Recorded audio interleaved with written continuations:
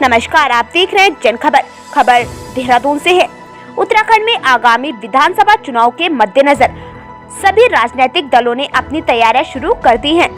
ऐसे में उत्तराखंड बीजेपी और कांग्रेस ने भी एक दूसरी पार्टियों पर निशाना साधते नजर आ रहे हैं। जहां एक और कांग्रेस के उपाध्यक्ष सूर्यकांत धस्माना लगातार क्षेत्र का भ्रमण करते नजर आ रहे हैं। उन्होंने जनता की समस्या पत्रकारों के सामने रखी। उन्होंने कहा कि प्रदेश में स्वास्थ्य सेवाएं बहाल हैं, युवा रोजगार को भटक रहा है, सड़कें खराब हैं, साफ सफाई का कोई ध्यान नहीं। ऐसे में प्रदेश की सरकार विकास कहां करते नजर आ रही है और अब सरकार अपनी छवि बचाने को शिलान्यास करते नजर आ रही है। देखिए, पूरे प्रदेश में प्रदेश अध्यक्ष जी के आदेश पर कांग्रेस के तमाम वरिष्ठ नेता, प्रदेश के जो पदाधिकारी हैं, वो अपने अपने चुनाव क्षेत्रों में, अपने अपने प्रभार वाले क्षेत्रों में जनता से लगातार इंटरेक्शन कर रहे हैं। क्योंकि ये साल हमारा संगठन और संघर्ष दोनों साथ साथ चलेंगे। संगठन का भी हम गठन कर रहे हैं बूथ लेवल तक, और साथ में जो संघर्ष के कार्यक्रम है वो भी चला रहे हैं। जनता को सबसे बड़ी इस समय परेशानी है महंगाई।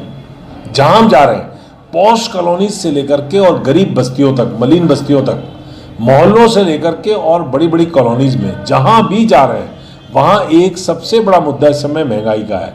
महंगाई ने कमर तोड़ी हुई है और ये बड़ी पॉश कॉलोनी और जो बड़े लोगों की कॉलोनीज हैं उसमें भी असर इसलिए दिखाई पड़ रहा है कि लोगों का बड़े पैमाने पर कोरोना के कारण रोजगार चला गया है। लोग बेरोजगार हो गए। बड़े बड़े जो पैकेजेस लेकर के लोग काम कर रहे थे वो अपने घरों में बैठे हुए हैं। आप देखेंगे जो क्रूज में काम कर रहे थे, जो नेवी में काम कर रहे थे, मर्चेंट नेवी में काम कर रहे थे, प्राइवेट मल्टीनेशनल्स में काम कर रहे थे, उन लोगों के दफ्तर बंद हो गए, उन लोगों की कंपनीज बंद हो गई और बड़े पैमाने पर बेरोजगारी हुई है। उत्तराखंड का बहुत सारा नौजवान देश में और विदेश में काम करता है, वो सारा वापस आया हुआ है। इसलिए इस समय सबसे बड़ी जो परेशानी है, गरीब आदमी, अमीर आदमी, साधारण आदमी, उसको महंगाई बहुत परेशान कर रही है। दूसरा, पूरे प्रदेश के अंदर लगातार विकास की गतिविधियां बंद पड़ी हुई हैं। जो बेसिक नीड है आदमी की, पानी, बिजली, सड़क, सफाई, चौपट है सब पूरे प्रदेश के अंदर। इसी प्रकार से स्वास्थ्य सेवाएं पूरे राज्य में जर्जर हैं। सरकारी अस्पतालों में हालात खराब हैं।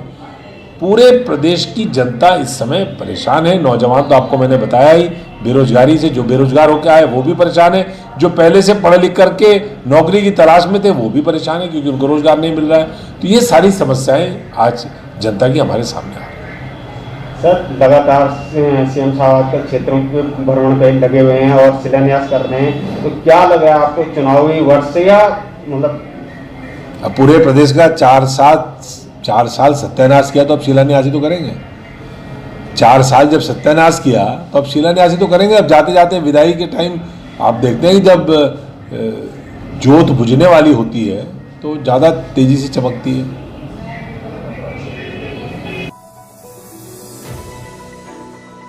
वहीं बीजेपी के प्रवक्ता विनय गोयल ने भी हरीश रावत और कांग्रेस के बीच चल रही तनातनी को लेकर कहा कि हरीश रावत मन ही मन मुख्यमंत्री का चेहरा बनना चाहते हैं। उनके द्वारा लिए सभी निर्णय केवल उनकी बात मनवाने का एक तरीका है। उनकी खुद की पार्टी उनको मुख्यमंत्री बनाने को तैयार नहीं है। वहीं उन्होंने कहा कि कोरोना के कारण कुछ भी करना संभव नहीं हो पा रहा है, लेकिन अब प्रदेश भर में अब लोकार्पण व शिलान्यास किए जा रहे हैं।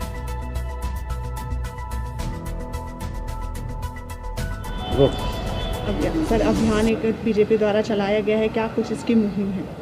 देखिए, भारतीय जनता पार्टी की नरेंद्र मोदी जी के नेतृत्व में चल रही केंद्र सरकार ने इस वर्ष जो सर्वसमावेशी बजट दिया है और जिस तरह से उन्होंने देश के 135 करोड़ जनता को लाभान्वित करने का काम किया है, वो भी कोरोना काल जैसी विषम परिस्थितियों के बीच, तो पूरे देश भर में हमारे सभी कार्यकर्ता और सभी समाज के वर्गों से जिस प्रकार से उसका स्वागत किया जा रहा है, उसको माननीय प्रधानमंत्री जी तक पहुंचाने के लिए एक अभियान प्रारंभ किया गया है, जिसमें सभी हमारे, चाहे वो केंद्रीय मंत्री हैं, चाहे हमारे पार्टी के पदाधिकारी हैं, अलग अलग स्थानों पर अपना विषय रखेंगे और उनके भावनाओं को माननीय प्रधानमंत्री जी तक पहुंचाएंगे। से हरीश रावत जी ने चुनाव लड़ने से मना कर दिया। वहीं उन्होंने कहा कि अगर पार्टी जिम्मेदारी सौंपती है तो वो जरूर किसी न किसी को आगे रखेंगे। तो क्या कुछ मानते हैं कि हरीश रावत की राजनीति पर? देखिए, इसे मुझे एक जुमला याद आता है, इसे कहते हैं मन मन भावे मूड हिलावे। मन में चाहते हैं कि मैं चुनाव लड़ूं, पार्टी मुझे मुख्यमंत्री का चेहरा घोषित करे, और जो ये सारी कवायद है वो अपने आप को मुख्यमंत्री का चेहरा कांग्रेस का घोषित कराना चाहते हैं। पार्टी में उनको कोई मुख्यमंत्री का चेहरा मानने के लिए तैयार नहीं है, उनके प्रदेश अध्यक्ष मानने के लिए तैयार नहीं है, उनकी नेता प्रतिपक्ष इंदिरा हृदय जी मानने के लिए तैयार नहीं है, उनके साथी रहे पूर्व प्रदेश अध्यक्ष मानने के लिए तैयार नहीं है, उनके साथी रहे जिनके साथ चतुर्थ स्थल पर जिस प्रकार की चर्चाएं सुनने में आती थी, रंजीत रावत उन्हें मानने के लिए तैयार नहीं है, लेकिन वो पूरा जोर अपना लगाए हुए हैं कि किसी तरह से कांग्रेस उन्हें मुख्यमंत्री का चेहरा घोषित कर दे। तो मुझे लगता है कि इससे ज़्यादा उनका उपक्रम और कुछ नहीं है। सर, जिस तरीके से 4 साल से जितनी वो नहीं हुए, लोकार्पण नहीं करे सीएम साहब ने, उतनी आजकल लगातार चुनावी वर्ष में तैयारी कर रहे हैं, क्या है क्या? नहीं, देखिए, हम सभी परिचित हैं इस बात से कि पिछला पूरा 1 साल कोरोना महामारी की भेंट चढ़ गया और किसी भी प्रकार के ना कोई सामाजिक ना कोई अन्य प्रकार के कार्यक्रम नहीं हो पाए। इस तरह से एक बहुत सारे जो लोकार्पण, शिलान्यास और उनके जो कार्यक्रम होने थे, उनका एक बहुत लंबा बैकलॉग इकट्ठा हो गया था। अब चूंकि कोरोना का कहर कम हुआ है तो इस तरह के कार्यक्रम अब हो सकते हैं, इसलिए ये सारे कार्यक्रम किए जा रहे हैं। अब आगे आने वाले समय में इनकी गति और भी बढ़ेगी। ये चुनावी वर्ष देखते हुए मतलब इनकी गतियां आगे बढ़ेंगी या जनता की सेवा? नहीं, देखिए, ये कोई एक दिन में होने वाले काम नहीं है। हमारी सरकार साल के 365 दिन काम करने वाली सरकार है और लगातार हमने इस प्रकार से योजनाएं बनाई हैं, उनके एस्टीमेट पहले से स्वीकृत हुए हैं। इसी कारण से ये दिन आ रहा है कि अब उनका लोकार्पण या शिलान्यास कार्यक्रम हो पा रहे हैं। ये एक संयोग हो सकता है कि अब आगे चुनाव भी आ रहे हैं, लेकिन ये सारी हमारी लगातार जो रेगुलर योजना है उसका हिस्सा है।